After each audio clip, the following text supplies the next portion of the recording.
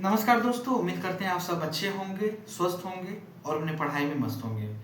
Document verification में लोग video बना के आपको तरह तरह की जानकारी देते हैं, लेकिन कोई जेन्युइन तरीका आपको नहीं बताता है और वो चीज़ नहीं बताता है जो चीज़ आपको वाकई में जाननी चाहिए। तो इस वीडियो में हम आपको पूरी डिटेल में जानकारी देंगे डॉक्यूमेंट वेरिफिकेशन की।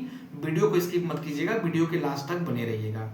सबसे पहले जो भी आप डॉक्यूमेंट लेके जाएंगे, चाहे आपका 10th हो गया, 12th हो गया, बीए हो गया, बीएससी हो गया, उनको एक क्रम में आप लगा के रखेंगे ऐसे ये फाइल में। ये देखो ऐसे ये फाइल है, इसमें मैंने एक सादा कागज डाला है। तो ये जो फाइल है इसमें आपको अपना एक नेम स्लिप डालना है कि ताकि अगर ये फाइल अगर कहीं गुम भी हो जाए तो आपको मिल जाए, कोई पाए तो आपको संपर्क कर सके। तो इसमें जो है अपना नाम पता करके आप इस पे डाल दीजिएगा। एक बात हो गई, और ये मार्केट में आपको आसानी से मिल जाएगा।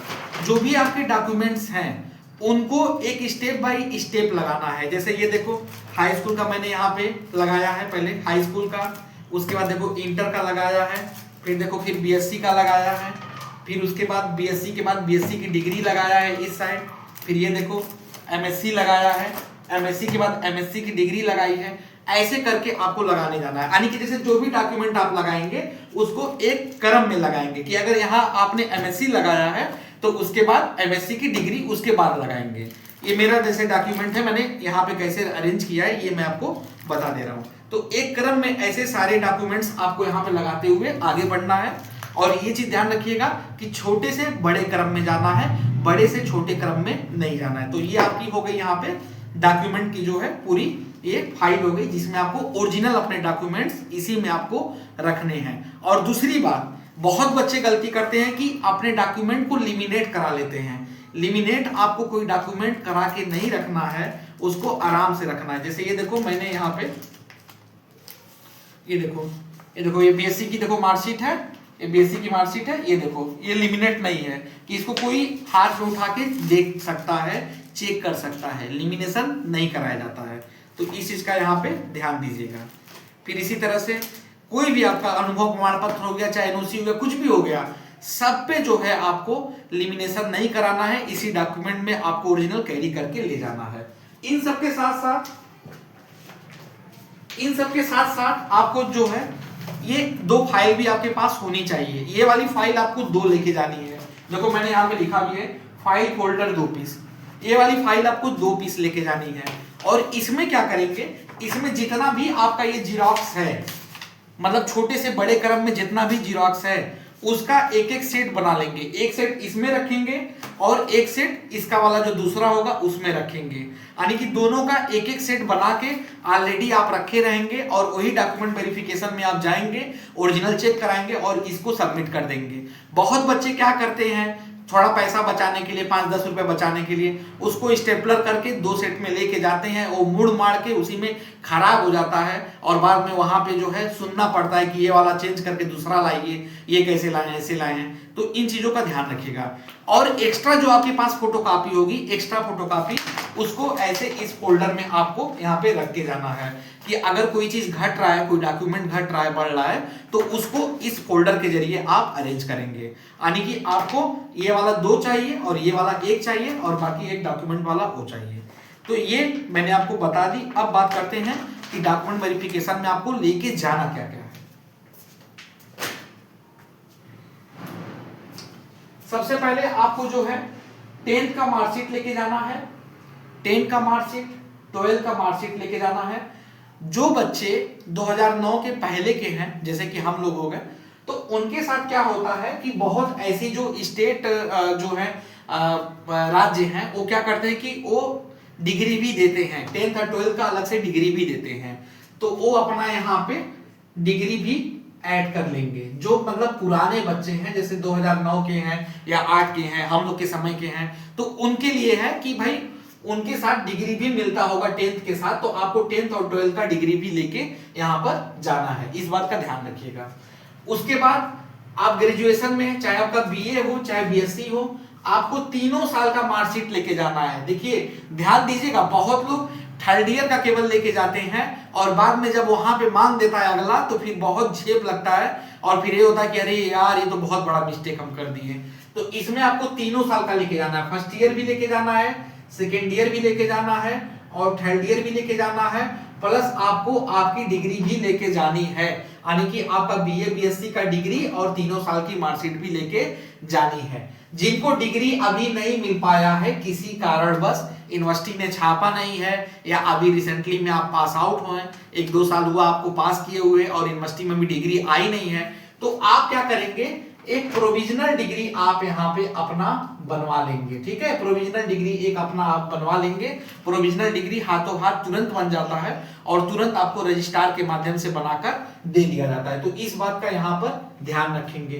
बीएड में भी आपको बीएड का फर्स्ट ईयर का भी लेके जाना है और सेकेंड ईयर का भी लेके जाना है, यानी कि 2 साल की मार्कशीट आपको लेके जानी है और इसके साथ भी आपको डिग्री लेके जाना है। और अगर इसकी भी डिग्री नहीं आई है तो इसका भी आपको प्रोविजनल यहाँ पर बनवा के लेकर जाना है, इस बात का यहाँ पर ध्यान दीजिएगा। एमएससी और एमए में भी आपको पहले साल और दूसरे साल की भी मार्कशीट लेके जानी है। अगर सेमेस्टर है कि सेमेस्टर वाइज आपका रहा है कि पहला सेमेस्टर, दूसरा सेमेस्टर, तीसरा सेमेस्टर, चौथा सेमेस्टर, तो आपको चारों सेमेस्टर का मार्कशीट लेके जाना है। ठीक है, चारों सेमेस्टर का मार्कशीट और आपको इसकी भी डिग्री लेकर यहाँ पर जानी है। मतलब ध्यान दीजिएगा, एमएससी और एमए में अगर आपका सेमेस्टर वाइज है तो चारों सेमेस्टर की मार्कशीट, या ईयर वाइज है तो दोनों साल की मार्कशीट और डिग्री भी आपको लेकर जानी है, तो इस बात का विशेष यहाँ पर ध्यान देंगे। एक्सपीरियंस सर्टिफिकेट की बात कर रहे कि जैसे बहुत बच्चों ने एक्सपीरियंस भी अपना लगाया हुआ है कि हाँ हम इस संबंधित विद्यालय में पढ़ाते हैं या हमको अनुभव है, तो उसका भी आपको एक सर्टिफिकेट बनवा के लेके जाना है कि कब से कब तक आपने जो है पढ़ाया है, उस ड्यूरेशन का, उस टाइम का आपको बनाकर लेकर जाना है। कास्ट सर्टिफिकेट आपको लेकर जाना है। कास्ट सर्टिफिकेट के लिए भी मैंने आपको पहले से आगाह कर दिया है कि अगर आपका 1 अप्रैल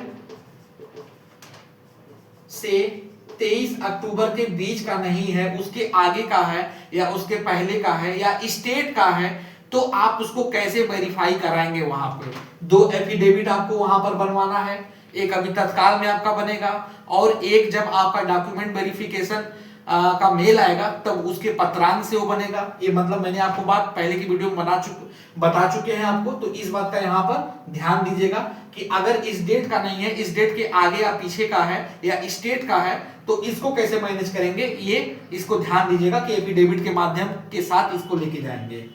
आधार कार्ड आपका होना चाहिए, पैन कार्ड होना चाहिए, डोमिसाइल अगर है तो डोमिसाइल भी आपका होना चाहिए, और इसमें जो है एडमिट कार्ड जो है, एडमिट कार्ड आपका होना चाहिए, ईएमआरएस का जो आपने फॉर्म भरा है वो होना चाहिए और आपका स्कोर कार्ड होना चाहिए।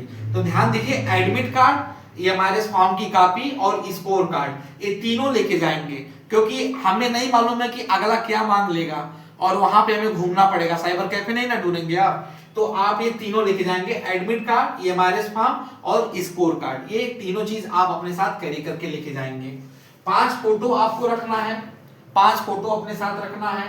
ब्लैंक पेज आप 4 ले लीजिएगा। ब्लैंक पेज 4 इसलिए मैं यहाँ पे दिलवा रहा हूँ कि कुछ चीजों में हो सकता है कि आपको अंडरटेकिंग भी देनी पड़ जाए। जैसे अगर आप प्रोविजनल डिग्री दे रहे हैं तो हो सकता है कि वो वहां पे आपसे लिखवाएंगे कि एक सादे कागज पे रोल नंबर और अपना एप्लीकेशन फॉर्म नंबर और उसके बाद जो है अपना नाम, पिताजी का नाम लिखते हुए एक अंडरटेकिंग आप बना के दीजिए कि आप प्रोविजनल सबमिट कर रहे हैं और नियुक्ति के 1 महीने के बाद या 2 महीने के बाद जो है आप यहाँ पे परमानेंट डिग्री लाके जमा करा देंगे। तो अंडरटेकिंग के लिए भी आप जो है 4 अलग से ब्लैंक पेज रख लीजिएगा। अब ये ना हो कि इनका मुंह देखे उनका मुंह देखे, भैया दे दो, दीदी दे दो, ये चीज नहीं होना चाहिए, तो इसको आप रख लीजिएगा। ब्लू पेन अपने साथ रख लीजिएगा, ब्लैक पेन रख लीजिएगा, डॉट रखिएगा, जेल की आवश्यकता नहीं पड़ेगी। एक फेविगम अपने साथ रख लीजिएगा, मान लीजिए फोटो आपको पेस्ट करने पड़े तो वहां पे एक फेविगम आपके पास होना चाहिए। एक डिटेल सीवी अपनी बना लीजिएगा, एक डिटेल सीवी बना के उसको क्या कीजिएगा कि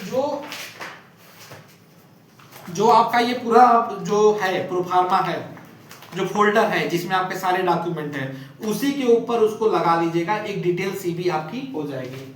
और डिटेल सीवी के बाद एक टैग स्ट्रिप ले लीजिएगा। टैग स्ट्रिप मैं क्यों बता रहा हूं, इस चीज को ध्यान देंगे कि जैसे कास्ट सर्टिफिकेट आपका उस डेट का नहीं है और आपने उसमें एफिडेविट लगाया है, 2 एफिडेविट आप लेके जा रहे हैं, तो वो टैग स्ट्रिप ऐसे आप जानते ही हैं, हरे या पीले या रेड कलर का होता है, लगा दिया जाता है डॉक्यूमेंट में, तो अगले को डॉक्यूमेंट खोजने में परेशानी नहीं होती है।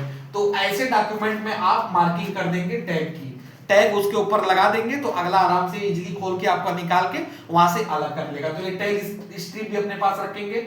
अगर एनओसी है, जैसे कि अगर आप जॉब कर रहे हैं और आपने उसका जिक्र किया है तो एनओसी भी आपके पास होना चाहिए, ठीक है। तो ये इतनी सारी चीजें आपको कैरी करके लेकर जानी है, और ये जो है जितना मैं बता रहा हूं इतना आपका लगना ही लगना है, कोई इतना खोल कर नहीं बताता है, पूरा डिटेल में मैंने आपको बता दिया है कि भाई देख लीजिए ऐसे ऐसे आपको सारा चीज अरेंज करते हुए लेकर जाना है। कोई मार्कशीट मिस नहीं करेंगे कि जैसे ये ना हो कि आप थर्ड ईयर का लेके चले गए, फाइनल ईयर का, और पहले साल और दूसरे साल का लेके नहीं गए, क्योंकि ऐसा एक बार मेरे साथ भी हो चुका था। क्योंकि मैं एमएससी के बाद जो है गया था एम्स में, एम्स रायबरेली गया था, वहां पे मेरा इंटरव्यू था एक कैंसर पे काम करने के लिए। तो मुझे नहीं मालूम था कि यहाँ पे मतलब 3 साल का जो है ये मार्कशीट देखेंगे और उसको वेरीफाई करेंगे। तो जैसे होता है ना कि ठोकर लगते लगते आदमी सीखता है, तो मैं फाइनल ईयर का ही लेके गया था, तो उन्होंने तुरंत डायरेक्ट ऑब्जेक्शन कर दिया, कहा कि हम कैसे मानेंगे कि आपका दूसरे साल में कितना नंबर रहा है और तीसरे साल का आप डायरेक्ट ला के दिखा रहे हैं, तो हम 3 साल की मार्कशीट को ही मैच कराएंगे। और उसके वजह से मुझे वहां डायरेक्ट मतलब डॉक्यूमेंट एरर का सामना करना पड़ा। खैर इंटरव्यू में दिया था लेकिन डॉक्यूमेंट एरर का सामना करना पड़ा और उसके वजह से मुझे बाहर कर दिया गया। बस यही पे दिक्कत हुई थी कि मैं फाइनल ईयर का मार्कशीट लेके गया था, मेरा माइंड नहीं काम किया कि मुझे 3 साल का लेके जाना है, और वही मेरा सबसे बड़ा डिमेरिट हो गया। तो इस चीज को ध्यान दीजिएगा कि कहीं भी अगर आप जा रहे हैं डॉक्यूमेंट वेरिफिकेशन के लिए तो 3 साल की मार्कशीट लेके जाएंगे। एमए के केस में 2 साल की मार्कशीट लेके जाएंगे, यही आपका यहाँ पर प्लस पॉइंट होगा। एक चीज और देखिएगा आप लोग, किसी डॉक्यूमेंट में किसी तरह का अगर एरर है तो उसको आप अभी तत्काल सही करा लीजिए, फिर आपको टाइम नहीं मिलेगा, और अगर एरर है तो उस एरर की वजह से आप बाहर भी हो सकते हैं। कुछ चीजें मैंने आपको पहले ही बताई है कि एनरोलमेंट नंबर आप चेक कर लीजिएगा, आपके मार्कशीट या डिग्री पर पड़ा है कि नहीं पड़ा है। और अगर आप एक यूनिवर्सिटी से ही आपने बीए किया है, बीएड किया है, एमएससी किया है, तो उस पे एनरोलमेंट नंबर एक ही होना चाहिए, इस बात का ध्यान दीजिएगा। या आपने अलग अलग यूनिवर्सिटी से किया है तो उस पे अलग अलग एनरोलमेंट नंबर होता है। तो एनरोलमेंट नंबर आप चेक कर लीजिएगा, आपके मार्कशीट या डिग्री के साइड में एक जगह लिखा होता है, वो छपा होना चाहिए। बहुत जगह जहां पे छपा नहीं होता है उस बिहाफ पे वो लोग बाहर कर देते हैं कि आपकी मार्कशीट फर्जी है, इस पे एनरोलमेंट नंबर है ही नहीं। एनरोलमेंट नंबर है नहीं तो हम जांच कैसे कराएंगे और आपको कैसे नियुक्ति में शामिल करेंगे। तो एनरोलमेंट नंबर का विशेष ध्यान देंगे कि जैसे ये मार्कशीट है तो उस पे एनरोलमेंट नंबर पड़ा है कि नहीं। रुको मैं लाइव आपको दिखाता हूं।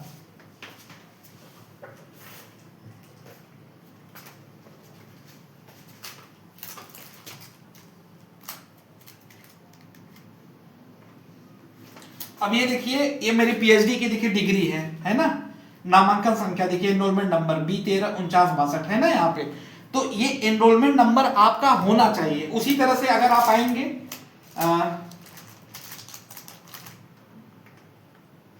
ये देखिए, ये मेरी देखिए यहाँ पे बीएससी की डिग्री है, देखिए इस पे भी यही पड़ा हुआ है, क्योंकि सेम अगर आपने यूनिवर्सिटी से किया है तो सेम एनरोलमेंट नंबर रहेगा, और अगर आपने अलग अलग यूनिवर्सिटी से अगर किया है तो उस पे अलग अलग एनरोलमेंट नंबर रहेगा। जैसे कि मैं आपको दिखाऊं, सिद्धार्थ यूनिवर्सिटी का भी मैं दिखा रहा हूं।